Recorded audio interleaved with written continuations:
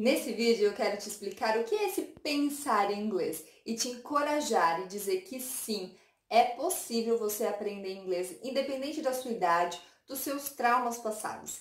As dicas que eu trago aqui hoje serão a chave para esse pensar em inglês. Hello everyone, I'm Teacher Katrine and I'm here to help you think in English. Sim, nós professores vivemos dizendo que vocês têm que pensar em inglês. Os alunos precisam pensar em inglês. Isso é totalmente verdade se você quer colocar o seu inglês em outro nível e se você quer se comunicar com muito mais naturalidade. Mas como pensar em inglês? O que é esse pensar em inglês? Como começar a pensar em inglês? Pensando nisso, eu criei essas 3 dicas que eu tenho certeza que vão te ajudar a entender o que é esse pensar em inglês. Mas antes eu queria te pedir que curtisse, que comentasse, que compartilhasse e se inscrevesse nesse canal para que esse vídeo possa chegar para mais pessoas e mais pessoas possam aprender inglês. Bom, pensa só, você está falando com um nativo ou falando em inglês com alguém. E aí, olha o que acontece no seu cérebro. Essa pessoa te fez uma pergunta em inglês. How are you? E aí, você traduziu na sua cabeça em português. Aí, ele me perguntou como é que eu estou. Como é que eu vou responder isso? Aí você pensa, pode ser eu estou bem. Como é que é eu estou bem em inglês? I'm fine. E aí, quando você vai falar, você trava. Por quê? Porque demorou tanto esse processo que você já até ficou sem jeito ali no diálogo, em conversar, porque esse processo parece que não, mas demora, né? É lento. E aí você trava. Pois é, isso acontece com muitas pessoas, muitos alunos que estão aprendendo inglês. Por quê? Porque eles estão exatamente presos a essa tradução literal, a entender palavra por palavra do que o outro disse. E aí, na hora de fazer toda essa estrutura para falar, para se comunicar, fica perdido ali no cérebro o português, o inglês, tudo misturado. Então, você precisa entender que a tradução não vai te ajudar. E esse pensar em português só atrapalha a sua comunicação. Ok, você já entendeu que pensar em português não é uma opção, mas como que eu faço para aprender a pensar em inglês? O fato é que você nunca aprendeu realmente a aprender inglês, né? Você sempre aprendeu da forma errada. A maioria das pessoas, elas aprendem traduzindo, querendo entender palavra por palavra. Então, I am fine significa eu, am, estou, fine, bem. I am fine. E aí, você vai demorar realmente nesse processo.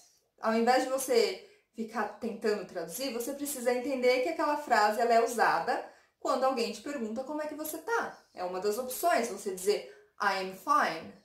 Ponto. Você não precisa querer traduzir palavra por palavra. Mesmo porque esse foi um exemplo até mais fácil de você entender, mas pode ser que há frases que você não consiga fazer essa tradução. Você vai se deparar com phrasal verbs, você vai se deparar com expressões idiomáticas, com slangs, né? São as gírias, e aí você não vai conseguir traduzir, e aí você vai travar. Então, você precisa entender que você vai aprender frases e você vai entender quando você vai usar aquelas frases, tá? E aí você vai jogar essas frases no seu cérebro, para que você consiga usá-las de forma natural na hora que elas forem ditas, né? Na hora que você sentir a necessidade e a oportunidade de usar essas frases. A primeira dica que eu quero dar para você começar a pensar em inglês é tenha muito input, tá? O que é input? É exposição. Principalmente com relação ao listening. Então, você vai precisar ouvir muito. Se propõe a ouvir muito podcasts, a assistir filmes e séries em inglês, a ouvir as suas músicas favoritas em inglês todos os dias. Você vai precisar entender a velocidade da fala, a conexão, né, de palavrinhas. Então, por exemplo, muitas vezes, na maioria das vezes a gente não escuta o going to, I'm going to, você escuta I'm gonna, e aí você vai entender esse gonna, você vai ouvir nas frases, e aí vai ser muito mais fácil de você entender, identificar quando você estiver falando com um nativo. Então, escute muito, tá? O ritmo da fala, essas conexões, a velocidade. Aí você vai aprender os vocabulários e frases, e estruturas e expressões, enfim, muita coisa que você vai estar aprendendo.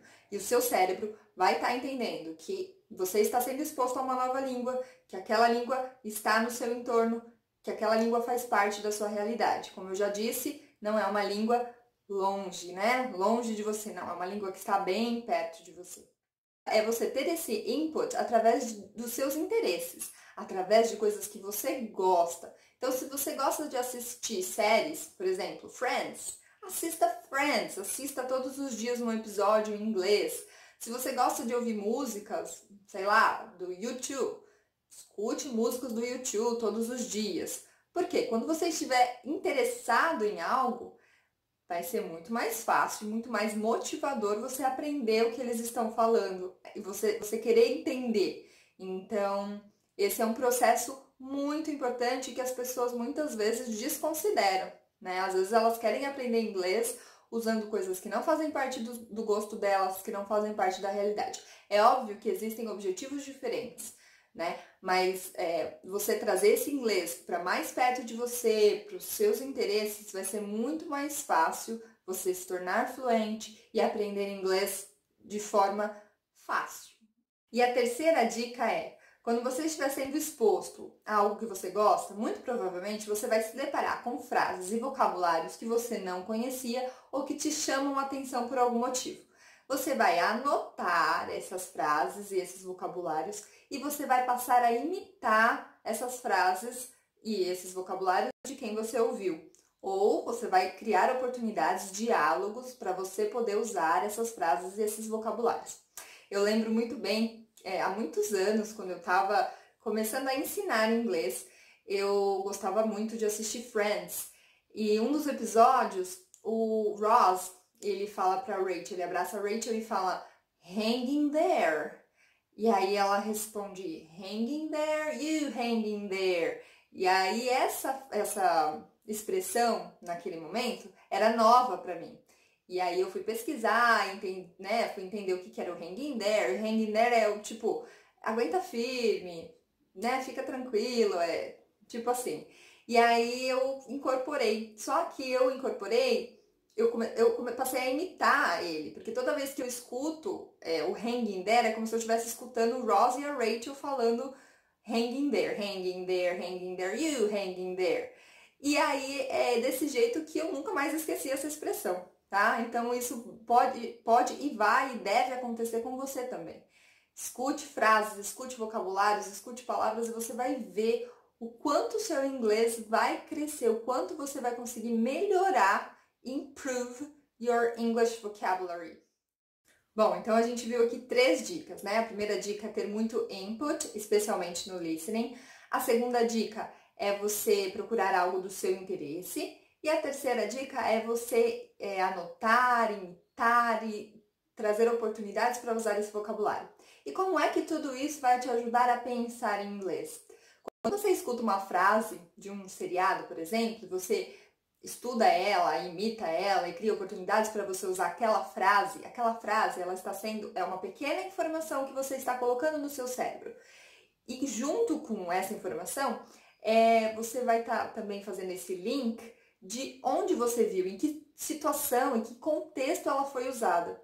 E aí, quando você tiver em algum contexto igual, quando você estiver numa situação igual, você vai conseguir usar aquela frase e aquele vocabulário sem que você precise ficar traduzindo. Lembra do hang in there que eu falei?